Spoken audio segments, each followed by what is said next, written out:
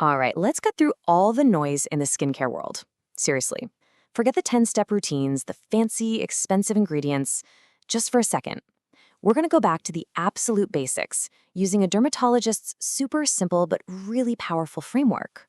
And you know what? It might just change everything you thought you knew about your skin. It all starts by flipping the very first question we're all told to ask on its head.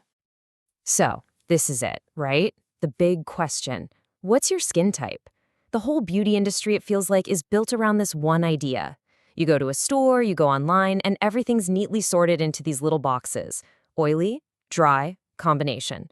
But what if I told you that's not even the most important question you should be asking? And boom, there it is. According to the dermatologists whose work we're diving into today, for the vast majority of people, we're talking over 90%, this fundamental belief is exactly where things go wrong. This one little shift in how you think is the real key to finally understanding what your skin actually needs from you. So, if we're throwing out oily or dry as the main categories, what's left? Well, it turns out it's way, way simpler. Is your skin calm or is it inflamed? That's it. That is the only distinction that really matters when you're trying to decide what to do for your skin on any given day.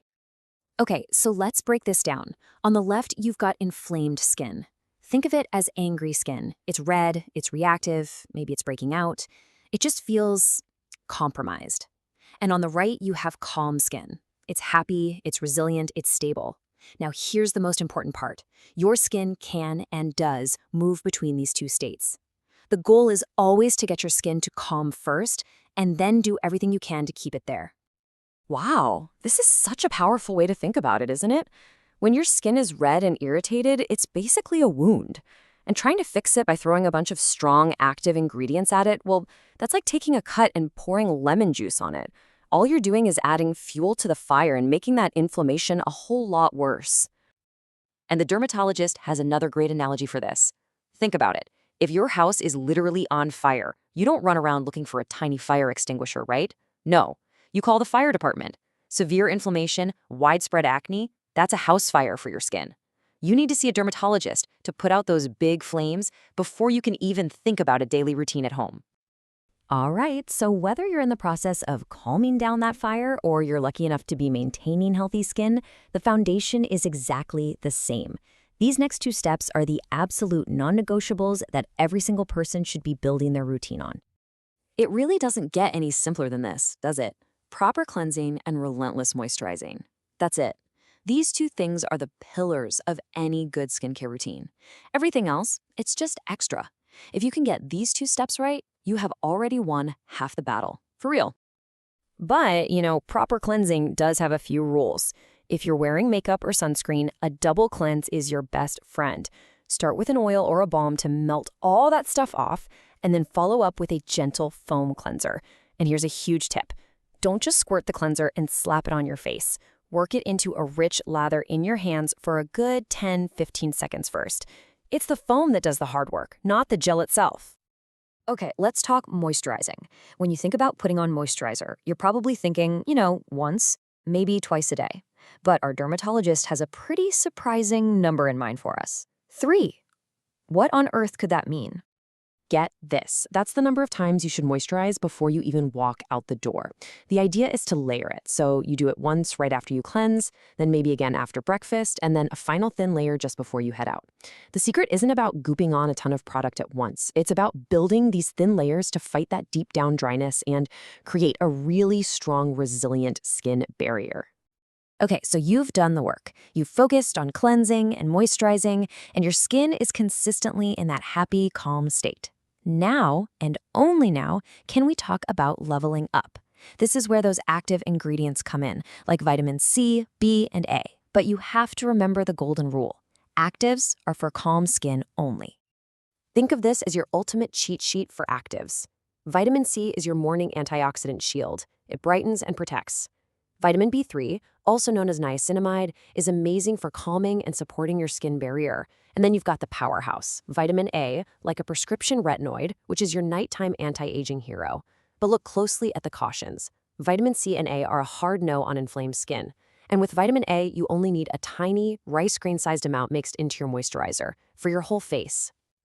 So now that we have the basic principles down, let's do a quick run through of 4 really common mistakes, let's call them skincare sins, that can completely mess up even the best intentions. Be honest with yourself. Do any of these sound a little too familiar? Oh man, sin number 1. I think we've all done this. Your friend is raving about some new serum, says it changed their life, so you run out and buy it. But here's the thing, what works for them might be terrible for you, especially if their skin is calm and yours is inflamed. The only real expert on your skin is your skin. You have to learn to listen to it, not to your friends or the latest trend. Okay, this is basically that whole lemon juice on a cut mistake we were just talking about. It's a total panic response, right? You see a breakout and you just want to attack it with the strongest stuff you have. But that's the opposite of what your skin needs. A breakout means inflammation. Your job is to calm it down with gentle cleansing and lots of moisturizing, not blast it with more irritating ingredients. The old I just splash my face with water routine. This is a huge myth. Here's the deal. Overnight, your skin is busy producing oils and shedding skin cells, and any of those products you put on the night before have been mixing with all that gunk. Plain water just can't remove that oily film. You really do need a gentle foam cleanse in the morning to start with a truly clean slate. Let's just set the record straight on this one. Your pores are not tiny little doors. They don't open and close based on water temperature. Using really hot water just strips your skin of its natural oils. And that whiplash of going from hot to cold can actually make redness worse and even damage your capillaries over time. The best bet? Just stick with nice, lukewarm water from start to finish. You know, we've spent all this time talking about products, but that's really only half the story. Truly healthy, glowing skin is built from the inside out. So let's take a look at the big lifestyle pillars that support everything we've just talked about. So here are the 3 big pillars. First, hydration. The dermatologist suggests this super easy 2-3-2 rule to remember. 2 glasses of water in the morning, 3 in the afternoon, and 2 in the evening. For diet, it's all about becoming a detective, paying attention to what foods might be triggering breakouts for you. And finally, sleep. It's just non-negotiable. That's when your skin is doing all of its most important repair work. So, at the end of the day, what is the real secret here? It's not about finding that one magical, holy grail product. The real goal is to completely change the question you ask yourself. Instead of looking in the mirror and wondering, what product should I use next? Try asking, what is my skin telling me today? Is it calm or is it inflamed? That simple shift makes you the true expert of your own skin.